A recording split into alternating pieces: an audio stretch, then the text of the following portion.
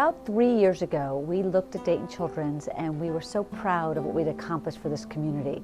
We have provided outstanding, world-class pediatric health care for the community for almost 50 years.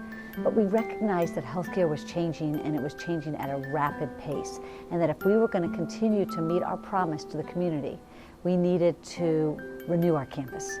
So with our patient tower, we'll be able to continue to provide world-class care for our kids right here in Dayton.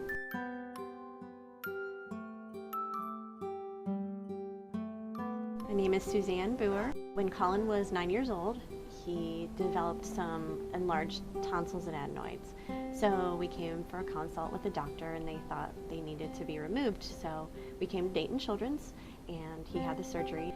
And about 3 days later, the ENT that did the surgery called me on the phone, and he said, "I need to speak with you about something." And at that point, he told me that the tissue that he had removed looked unusual, and so they had sent it to the lab.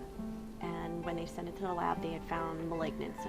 As I stood in the middle of Toys R Us, I received that news, and he said, "Pack your bags, you need to head to Dayton Children's, and they'll be waiting for you in the ER."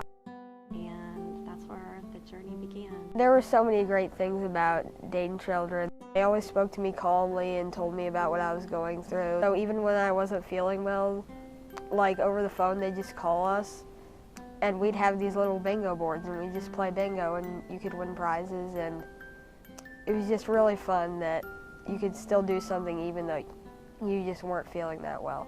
When you come to Dayton Children's, you've been referred usually by a pediatrician, and he said you need to see a specialist, and so that's a scary thing.